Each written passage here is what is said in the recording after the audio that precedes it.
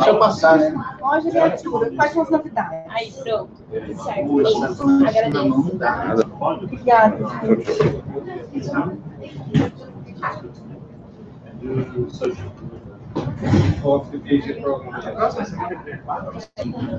Quarta. Coloquei hoje. A Cláudia tinha pedido para esperar aqui para começar essa reunião. It's who you say no to. Yes, entities. Yeah, that's the right experience. Very nice. Yeah. Have you been to it? No.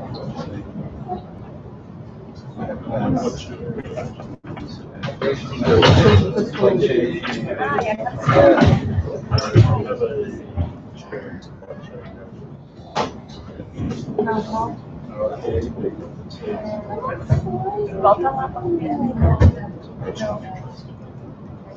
Agora em organizational studies, like Leadership. Pronto, pensa lá. I changed. we have changed Não, é que você está tendo painel. Pronto. Yeah, we'll see him. Porque não é.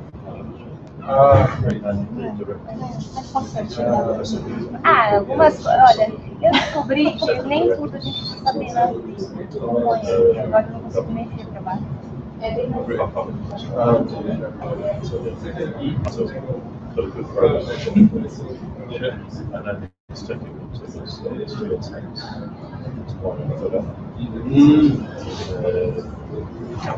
E vê lá a câmera.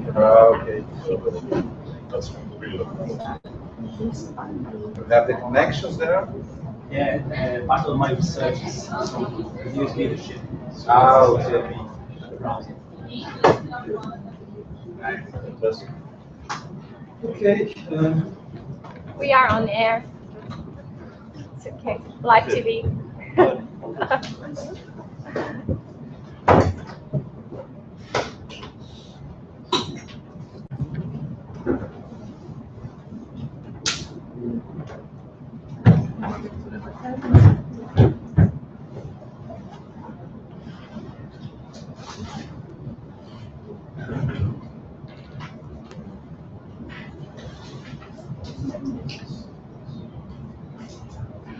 Okay.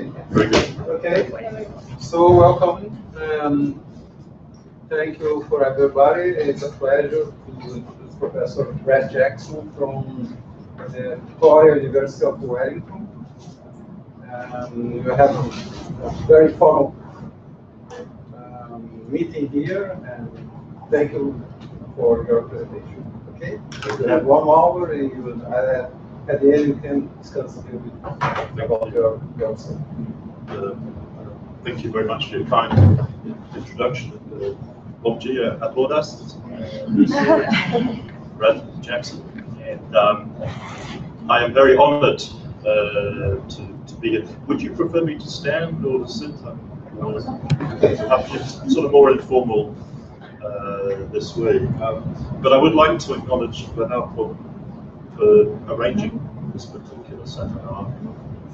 I've enjoyed meeting Renato and learning about his research work, and I'm looking forward to hosting him in Nova Zelanda in November. I'd also like to acknowledge Professor Thomas Wood and Professor Miguel Pallas. I met them 21 years ago in Finland, Turku, Finland, and we instantly took a liking for each other, and they invited me to come to FGB. And 21 years later, I am finally able to be here. It was Eagles? Yeah, Scots, even French, but a very special group of people. And I'd also like to acknowledge my partner, Cristina Almeida Schumacher, who is one of Brazil's greatest teachers of the English language. Speaks 5 languages and is very kindly has come with me here from Porto Alegre to Sao Paulo and to acknowledge her brother who is hosting us. So, So very pleased to be here. And just to give you, I've had a chance to meet everybody pretty well individually. So are you all aware of each other? Would it be useful? You all know each other, so we can get onto the and yeah, please come. So I've got a sense of your interests and your ideas, but what I want to do today is these are the questions that I want us to consider. And recognizing that some of you are well into your research, and some are kind of still on the outside, looking to dive into the research.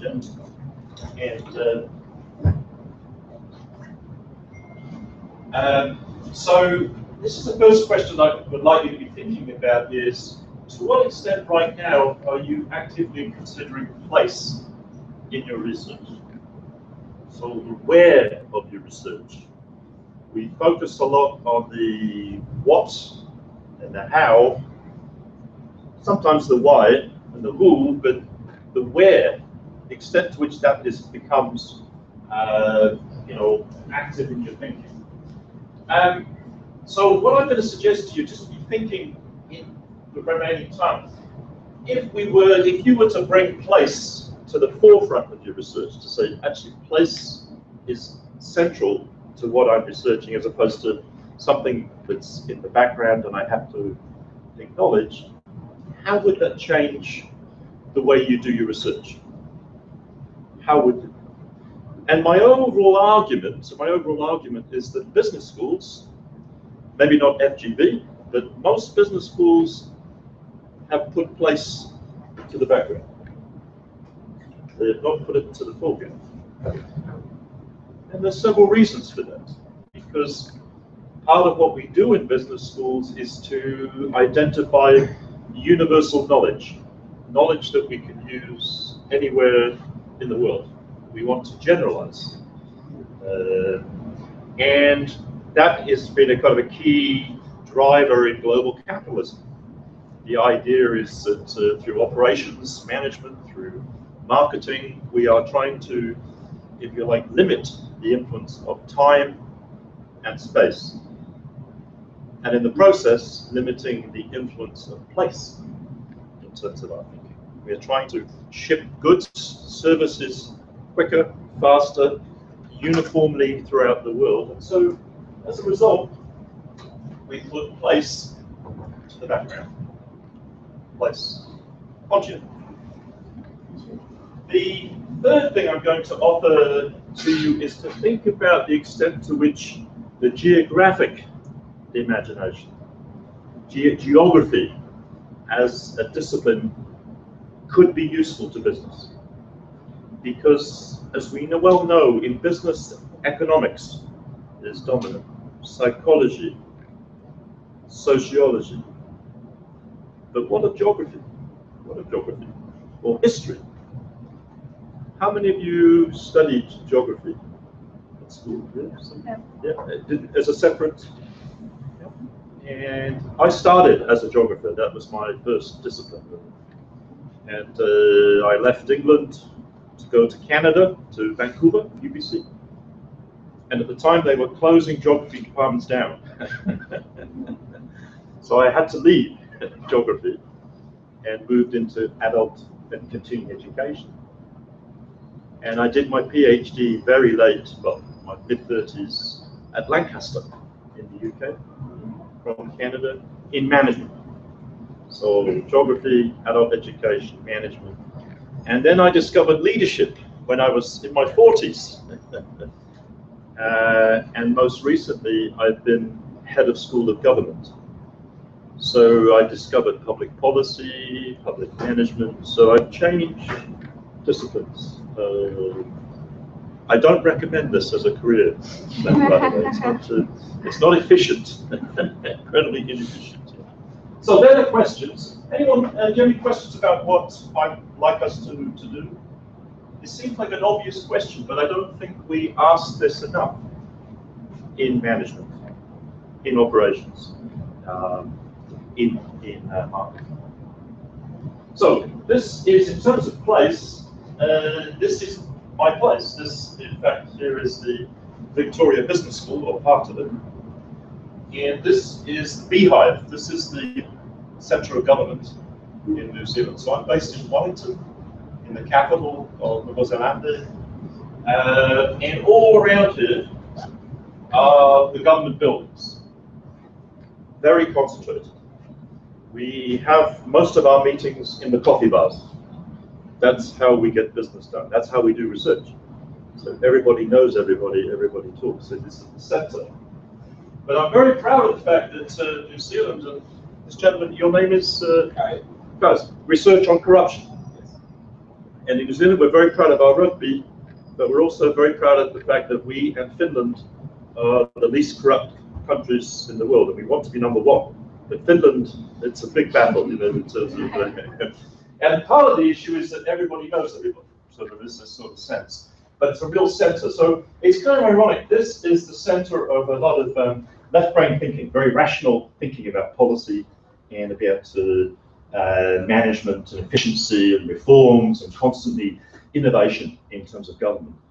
But we also have this gentleman here. This is anyone know who this gentleman in there? Do you recognise him? He shares my surname, but we're not related. It's Peter Jackson. He was the director of Lord of the Rings, of The Hobbit, and he created a whole. He imagined Wellington not just being a government town, but as a movie town, as Middle Earth. He changed the way we in Wellington and the rest of the world thought about Wellington as a place to be the centre of the movie industry. Middle of Middle Earth. The middle of Middle Earth, yeah. Is the in the airport. And so what I wanted to kind of emphasize there is these two very different images: very rational public policy and you know, an irrational but an imaginary. The power of leadership. Hollywood insisted that he make Lord of the Rings in LA. He said no, we make it in New Zealand, and it will. And people didn't think he could do it. And we will make all 3 films. We're not signing up for 1 film, 3 films. And so 6 films later. So what I'm trying to suggest to you is this, if you like, is the power of place and the power of leadership in terms of defining place, changing the way people think about the place in which they live and work, etc. Has anyone been to New Zealand here? Just in terms of hopefully many of you will be coming after this lecture. Not yet. Yeah. Okay, well, just wait until the lecture. So look, making it more immediate to you, what I want you to be thinking about is the business school as a type of place. I know that a number of you will, as part of your studies, will be going to other business schools around the world for your studies. And to what extent, you know, these 2 business schools, I recently gave seminars in Sydney. This is the University of Technology, Sydney. This is their business school. It's Lloyd Getty, sorry, Frank, Lloyd Getty, no, Frank. Thank you very much, I appreciate that. And look, this is, they call it the brown paper bag business school, yeah? This is the University of Sydney. It's only half a mile away. Much more, brand new business school, much more conservative. But what's interesting is the extent to why are we building business schools this way? You know, what are the statements that are being made? And to what extent do they promote leadership? To what extent do they shape the way work gets done? They are statements externally, but they are spaces within which research and work takes place. So I want you to think about here. So I'm thinking about this building here. You know, the extent to which this is a very special place. I mean, this is just the first business school in Latin America, I think, in Brazil, and still the best business school in Latin America, as far as I understand. We share many things in common. Victoria Business School and FGD. You were the first to have the Triple Crown accreditation. We were the 48th to have Triple Crown. So remarkable achievement that you've been able to. And it's a small club, Small club. And so fascinating to see just Renato taking me around, showing me, seeing students, faculty, the relationships, how people interact, whether the sense of the place, statement that it's actually making to visitors, to stakeholders, and to students and faculty too. So how much are we conscious of that in our research and business? The work that we do. And by the way, feel free to challenge, question, clarify anywhere along the way, especially if I speak too quickly. As you probably gathered, I started in the UK. We speak very fast, so I will slow. Okay. So far, so good? Yes. Okay, thank you, I appreciate it. So, what I want to do is to talk specifically about the relationship between leadership and place. But to give you a kind of the context for that, I want to talk to you about the 6 lenses of leadership that basically have worked with from Keith Brent, who developed what we call a heuristic framework, a way in which to make sense of leadership. And he suggests that we think of leadership, we need to think of it in terms of the positional lens, the person lens. I've changed results to performance. You'll see why in a minute when I finish this list. The process lens. And these are the 2 lenses that I've added with my colleague Ken Parry, purpose and place. We believe these are really important lenses that need to be applied in leadership. Can anyone see why we changed the results to performance? Mm-hmm. Those in the marketing area. Mm-hmm. You have 4 Ps? Yeah. We have 6. There you go. So I'm going to briefly take you through to show you, because I think it's important to see, particularly this relationship here between purpose and place, I think are central to leadership, but have not been properly acknowledged. And in organizational and in marketing research, more broadly, and in operations research. So, in terms of leadership through position, the big question is, who has the formal authority to lead? Yeah. And does anyone know who these 2 individuals are here? No. I'd be completely surprised if you did. These are the 2 primary candidates for the New Zealand election, which will take place this Saturday. And it's a very exciting election. This is the Labour candidate in red. This is the National candidate in blue. And it's been very exciting to see. She was deputy leader 6 weeks ago and became the leader, and the Labour Party gained 20 points. Just like that.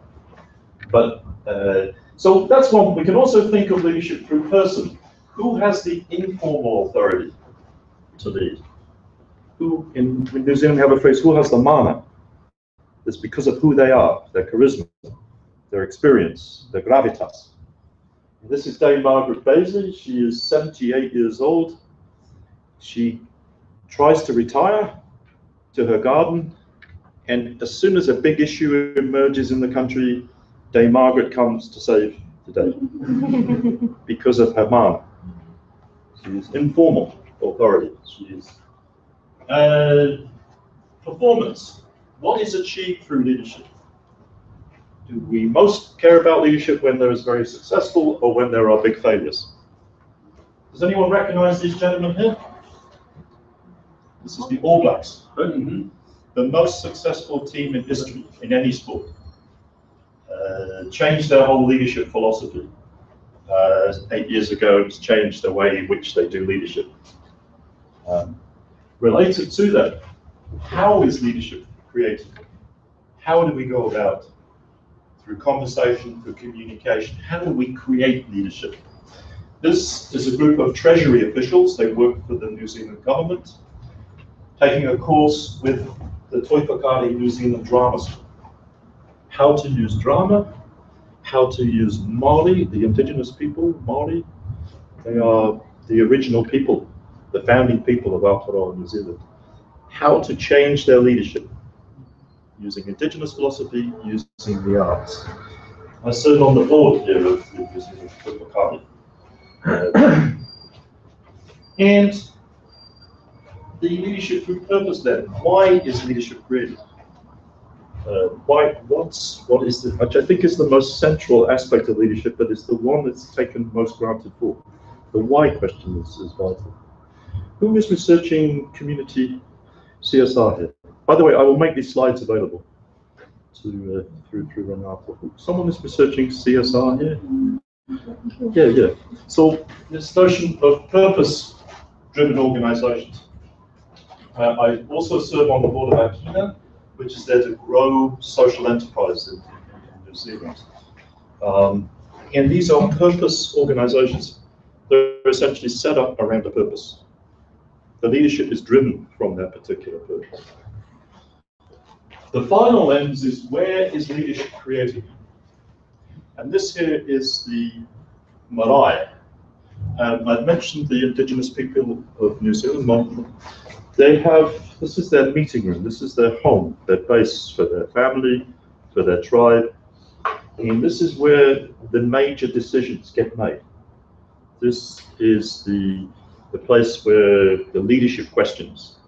And it's a very special significance. There are 450 of these in New Zealand, marae, across the country. And so this importance is, where is the leadership grid? Where are decisions made are very, very important too. So taking those 6 lenses together, I'm going to offer you a definition of leadership which encompasses those 6 lenses. This is from the 3rd edition of this book, which I finally submitted last Friday. So it's been a long time waiting for it. But essentially defining it as an interactive process involving leading and following within a distinctive place to create a mutually important identity, purpose, and direction. So the focus there for leadership provides us a sense of who we are, why are we here, and where are we going. That's the critical, that's why we need it. Any questions about that definition? Anything surprise you about that definition at all? You've seen many definitions of leadership, I'm sure.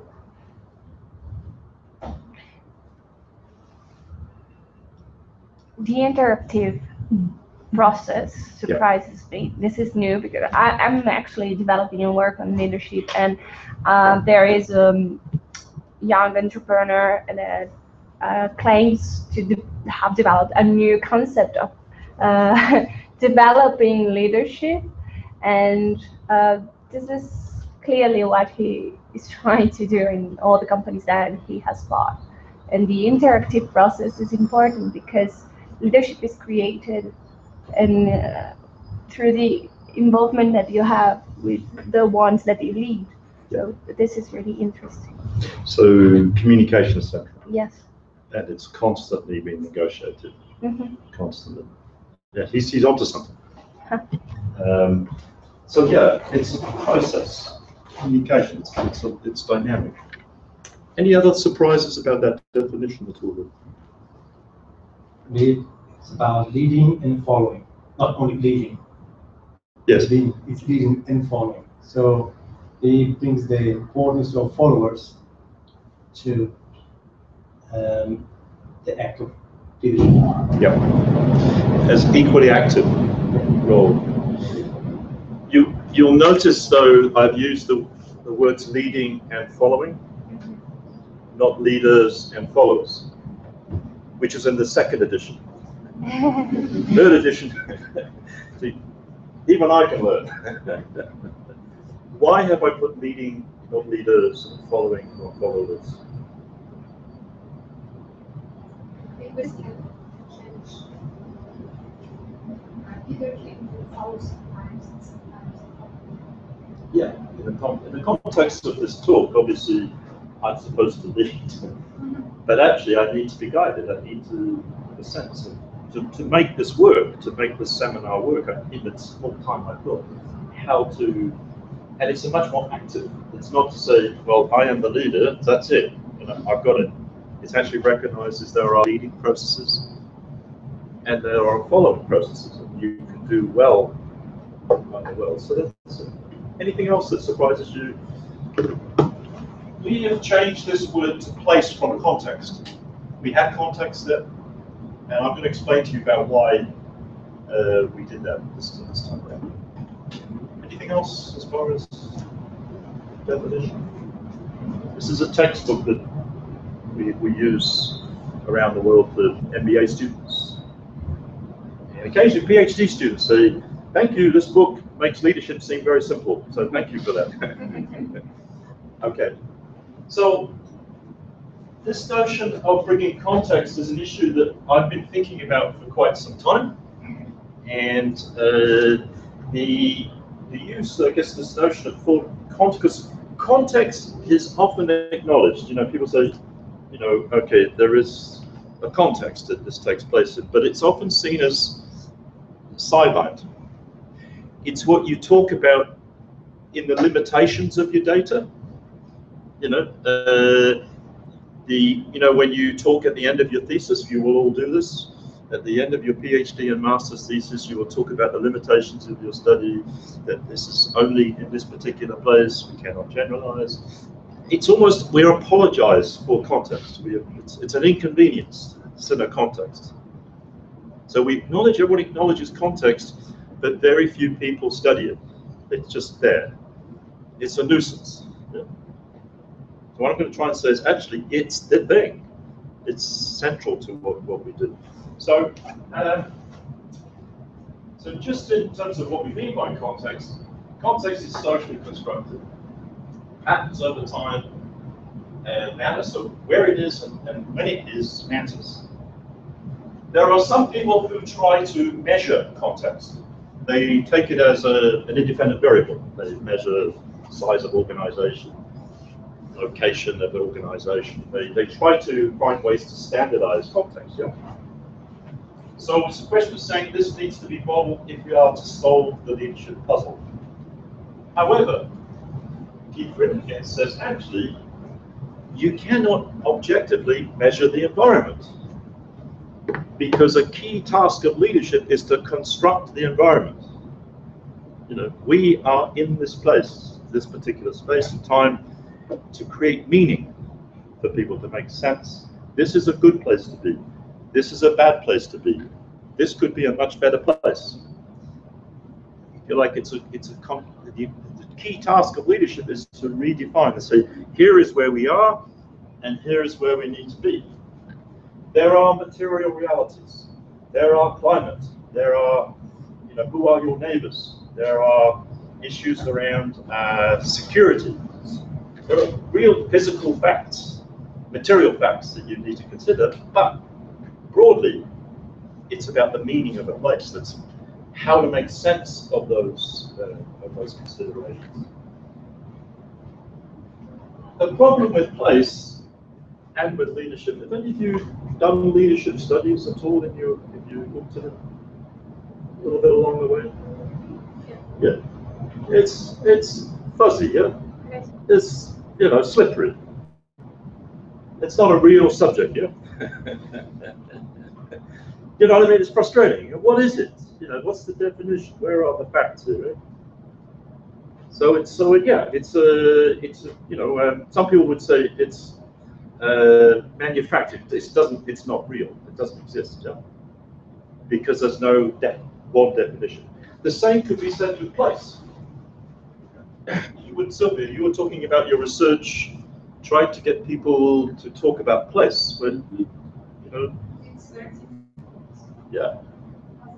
Everywhere it's not on the mind of people.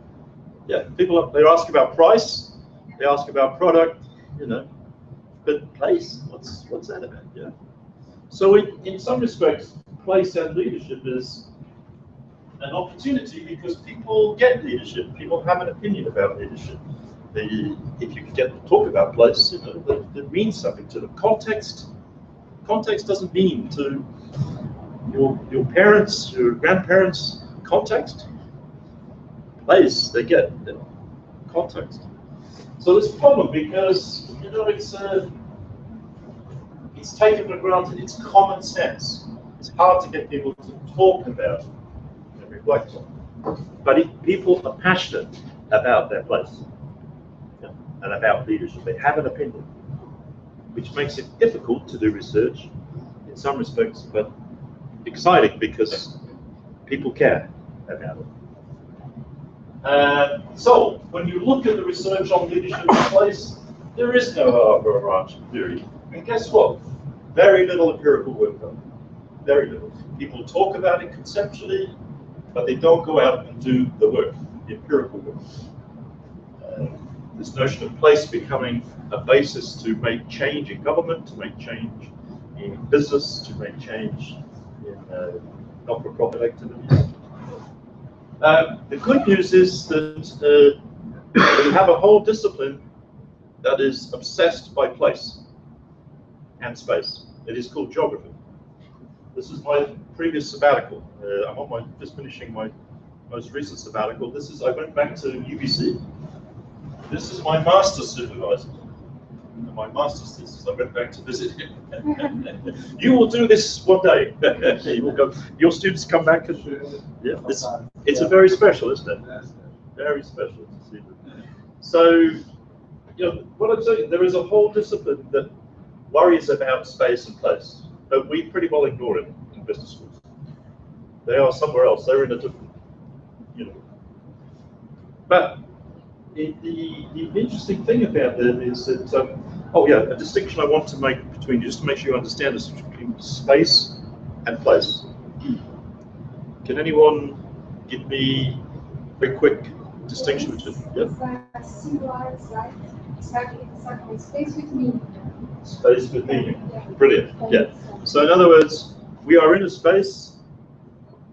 As this seminar progresses, we may be able to create place, but that may take some doing. So there's actually, we were at that seminar, this happened, it starts to become place.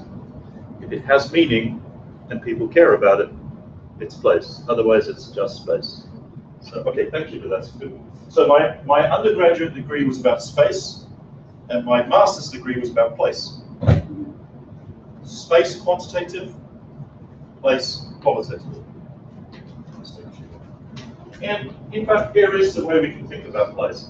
Where is actually the place located? So when you, your GPS, longitude and latitude, yeah. The material settings of the buildings, the trees, the immediate, the environment is the locale. This, though, is the critical thing. The sense of place, the subjective and emotional attachment people have to place. The extent to which it matters to them, they are conscious of this. FGB, I am so proud to be at FGB. It's not because of the building, yeah, well, it might be, but it's because of the history, the reputation, you know, the standing, the people who are here. So this is important. Sao Paulo, yeah. This is important because this has been, where did this come from? How does this get created and recreated? That's what I'm interested in. So, I'm going to give you a few examples of the relationship between leadership and place. And essentially work in tension. Leadership influences place, place influences leadership. Can you see that relationship between those two? It's a dynamic relationship, dialectical relationship. Now, any questions about that idea or that thesis? Have I lost people here? Are we there? No. Fantastic. All good. Thank you.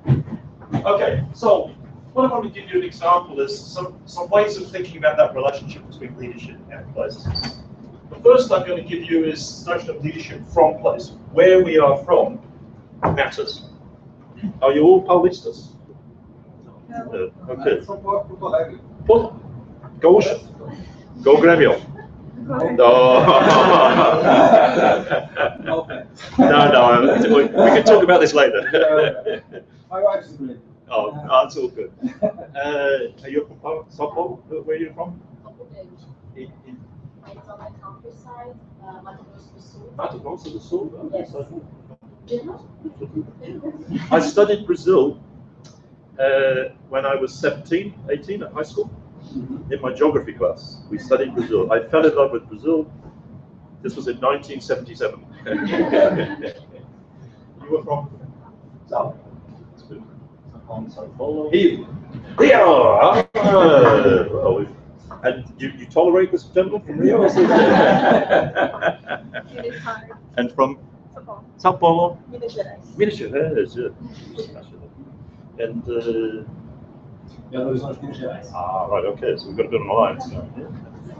Sao Paulo. Sao Paulo. It's interesting because when you are brought onto the marae in New Zealand, this is the indigenous people, the Maori, you recite a mihi. This is your statement. You will be brought onto the marae, and you have to explain who you are. Who am I? Yeah, and it's a very interesting question because you need to explain your canoe. Because the original Maori people came in the canoes, 12th century, incredible explorers. Yeah? And this, I think, is a really, so you often talk about the aeroplane, Air New Zealand Flight 745, my mountain, my river, my tribers, my sub-tribe, I am. Only when you get to the stage can you say who you are.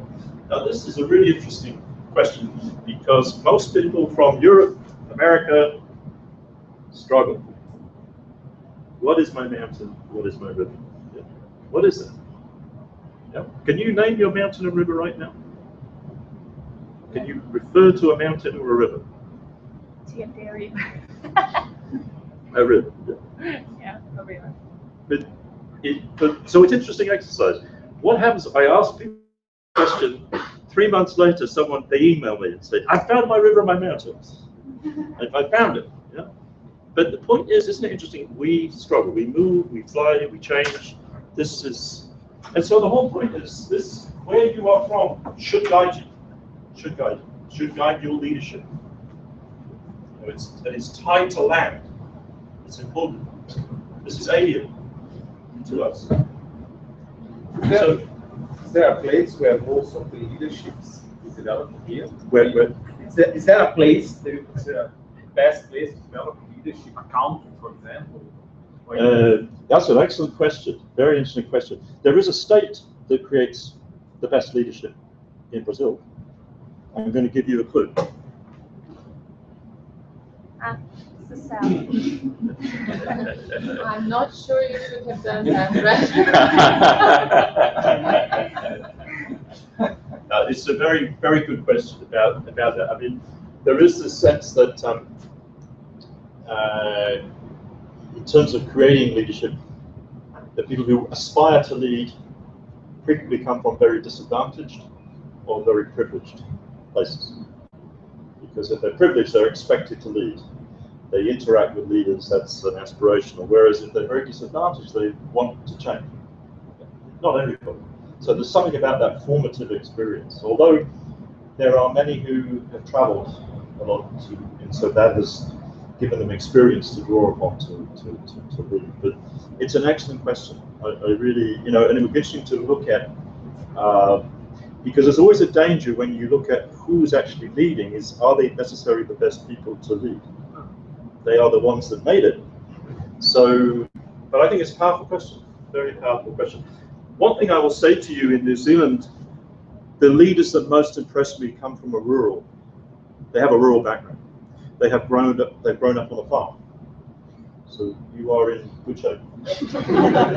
Because they are self-sufficient, but they also learn to help each other during difficult times. There's a sense, and they are very well grounded. Students who are grown up on the farms at 18 are much more mature than those that grew up in the suburbs of the city. But I have not researched this. Yes. He's from a farm. Yes. Small city. Yeah, this is very, very powerful example.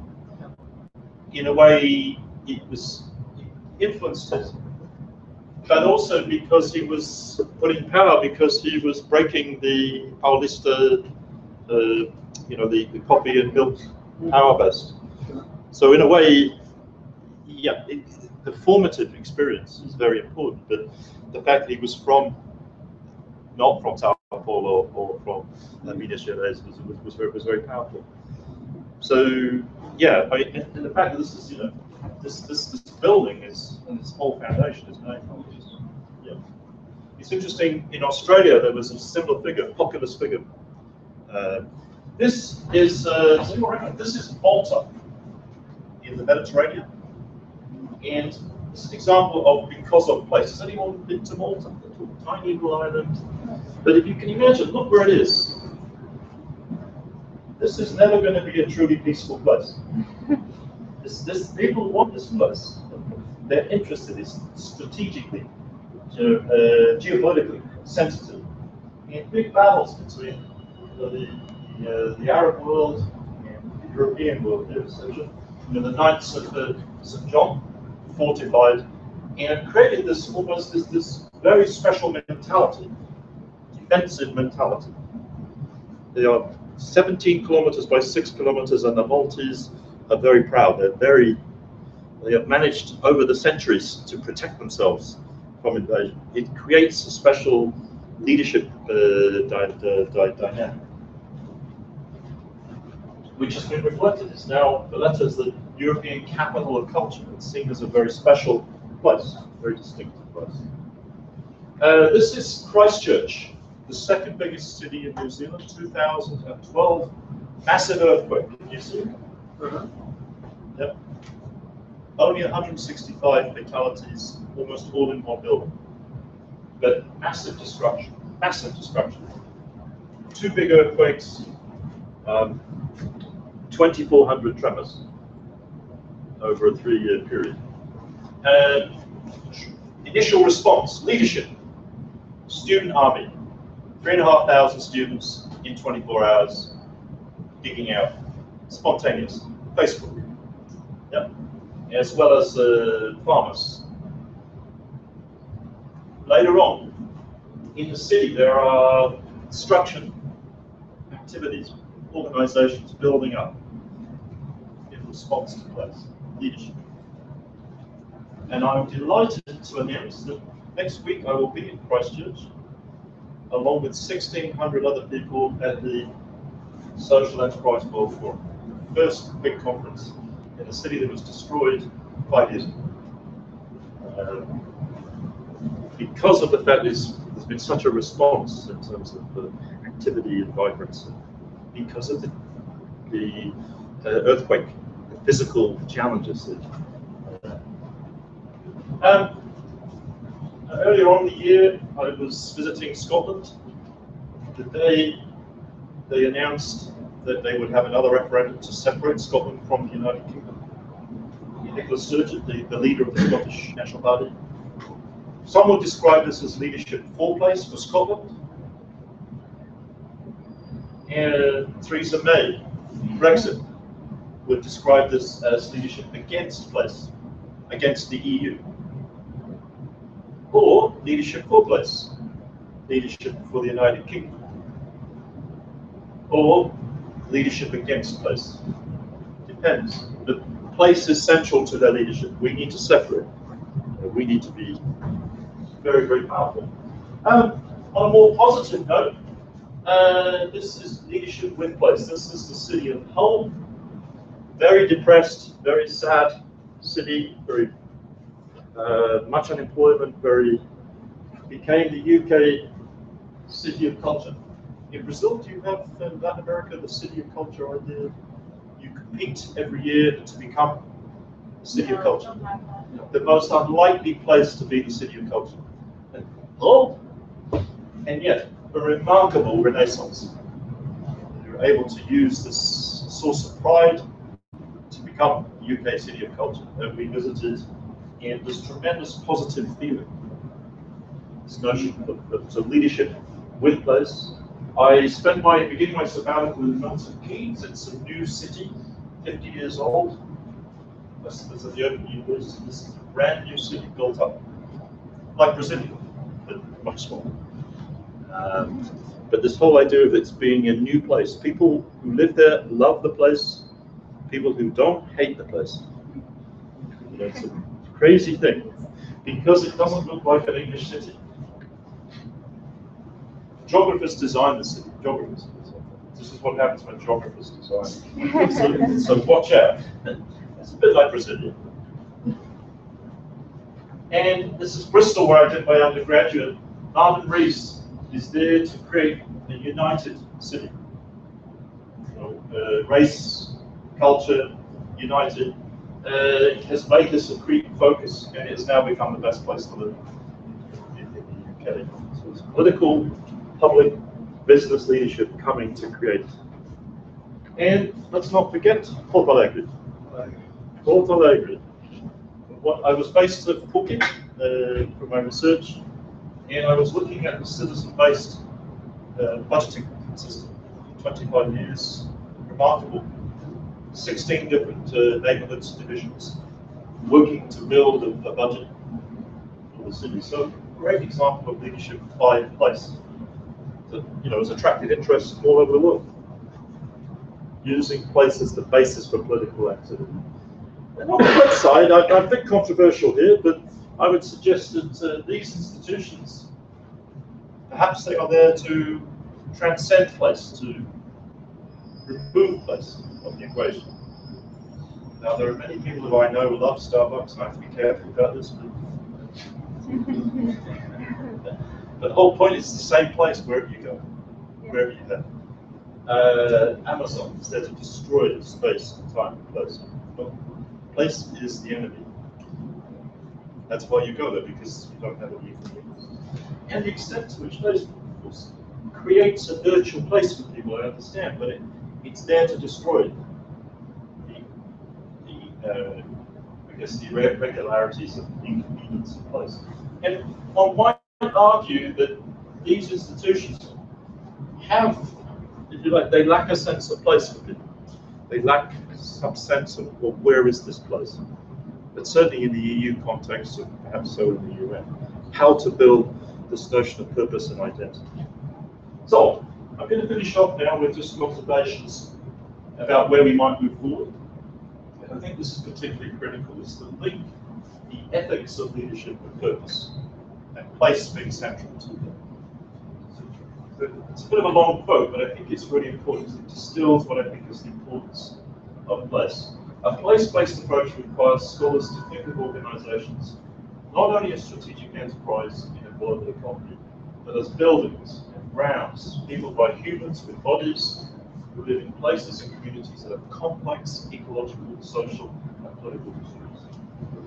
A shift towards place-based thinking may lead to scholarly research and management practices, hoping that there is some influence to it, that deal more effectively at local levels with such thorny issues as social justice, global climate change, alternative energy, and economic inequality. So if we as business researchers can get place back onto the agenda, get people actually caring about place, that might then create the basis for action to tackle at those local levels those particular issues.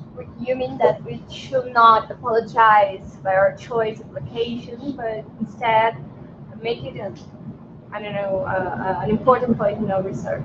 Yes. Like, I chose to study the industry in Brazil because that make this not a limitation.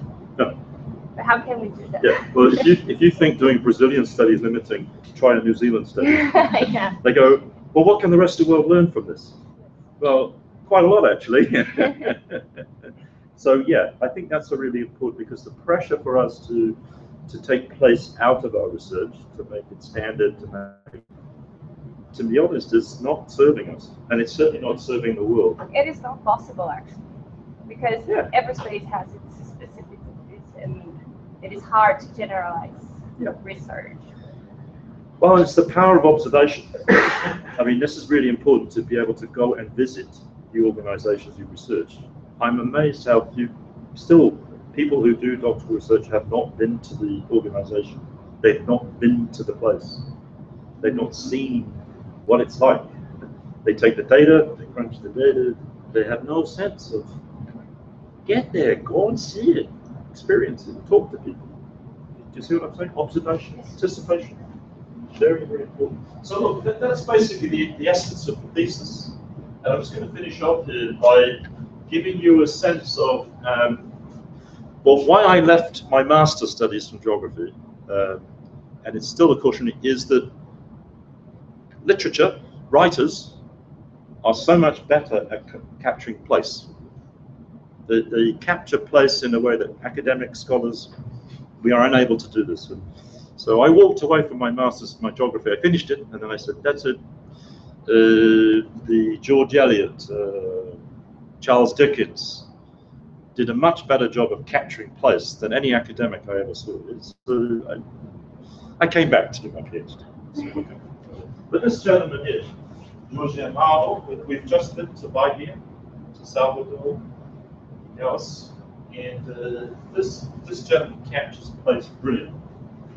In fact, when I was doing my master's, I read George Amado. He gets place. This particular book, The Island Map, that you're familiar, fantastic, with parallel describing the leadership contest around Bahia, the Cacao Barons.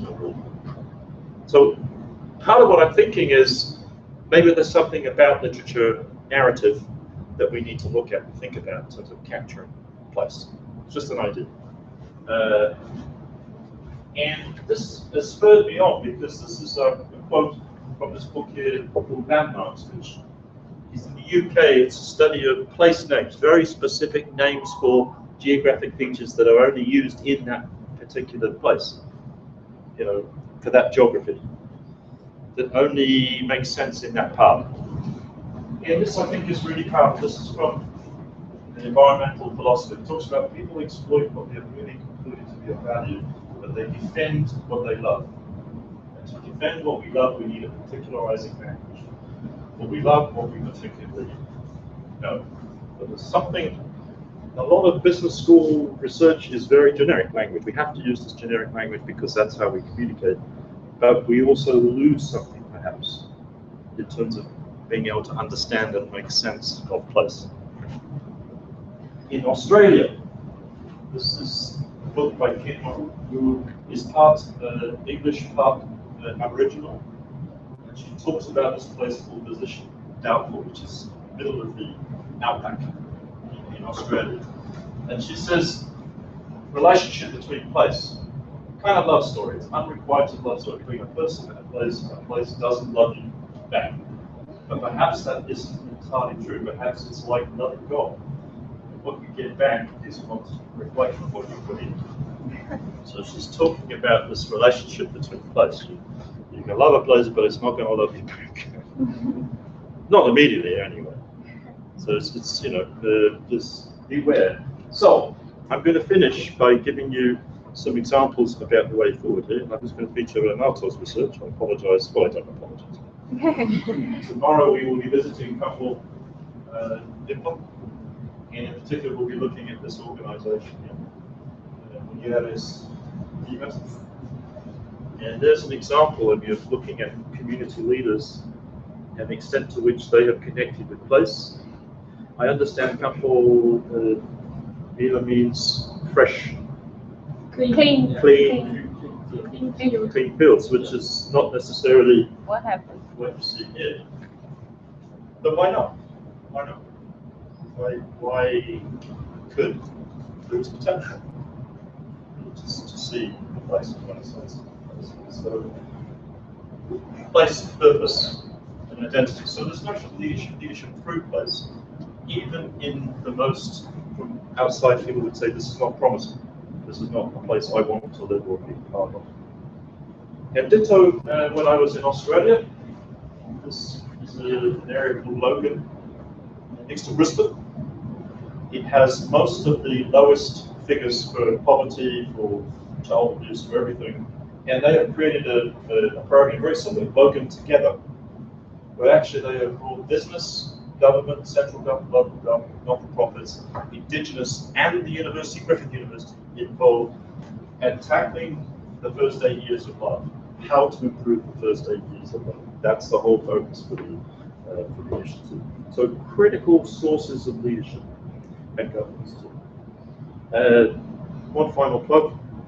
We would love to see you in Wellington in April 2018. We're running a conference on public management. Be delighted you can come here for that. Thank you so much for your time and attention, and I wish you well with your research. I hope it's given you some things to think about in terms of your context. First of all, get rid of context, think place. And think about how to make that more central to your design, central to what the data you collect, how you make sense of the world. Do not apologize for the place. Thank you. Give it up. Thank you.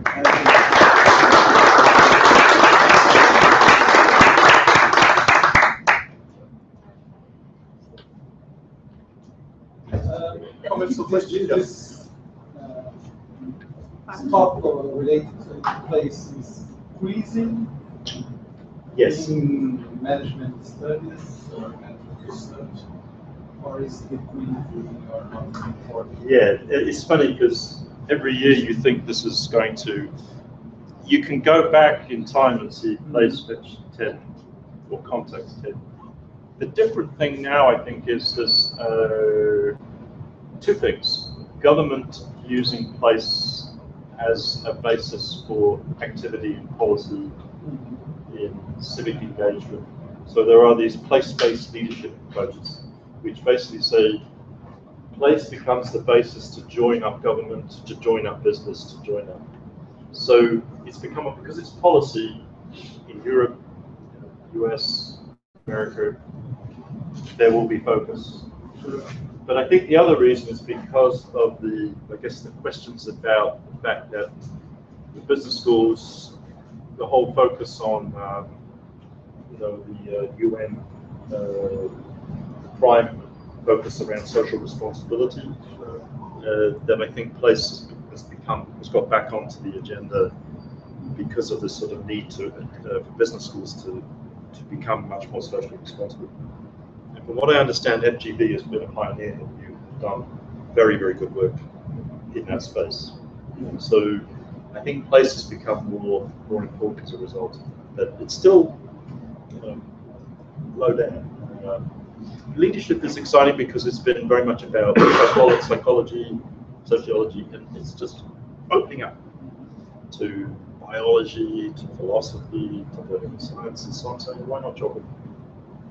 So it's The more traditional view of business, like marketing or supply chain, when we talk about region certification, places matters. yes, tourism, To food, supply. Yeah, the trick is how to make that central, not just part of. Do you see what I'm saying? yes, Let this turn around. So start with that.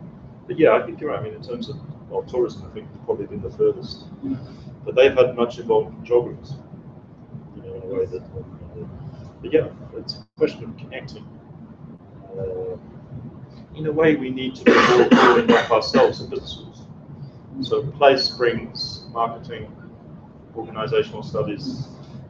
We need to come together to tackle problems too. So yeah. Other questions or remarks? Are you thinking about your research now in terms Yes. of Yes. how you might look at it a little differently?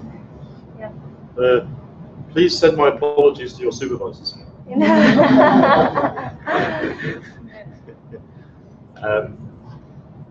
But anything that strikes you as a little different? I am still working through. I don't have the answer. I just think there's potential there for us. Hi, Suji. I did a research on the power sector in Brazil in my master, and the results were not that. I could not guarantee with statistics that it was powerful enough to explain the movement of green innovation in the sector, because it has a lot of specificities. It cannot be generalized. It's a regulated sector, and it is in Brazil, which is different from what happens in the rest of the world. And now I'm considering to make it the central point of it, because it is a country with a lot of different energy sources and with different that affects how it is managed in the companies, and it gets me. I think the way to think about this is to basically demonstrate the ability to ask the critical questions you need to ask in any place. And it's the quality of the questions where you interrogate the place that you can convey to other parts of the world, as opposed to here are the answers. You take those answers somewhere else. So in other words, we get better at really noticing and observing place. And by the way, I may have been very qualitative. I mean, quantitative is very important here.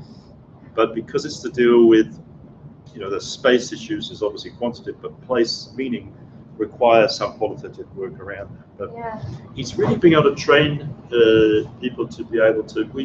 I ran a course at the Copenhagen Business School called the Geography of Leadership, and we were trying to train these top business students, MBA students, to think about place. And they found it very difficult. I mean, they fly all over the world, they speak 5 languages, but to get them to think about place as a critical resource and a constraint for their work. Are you working, is Victoria a signatory of Prime also? Yes. Yes? Yes. And how are you working, or are you involved in? I am I contribute a course called Leading Social Enterprise. Yeah. But Christian, I know who's. I noticed from your speech. He's our leader. Yeah, he's leading that. Yeah, we are really happy to move quickly though. You're big on. Are you involved in Prime here? Yes, I am. With Professor Gustavo.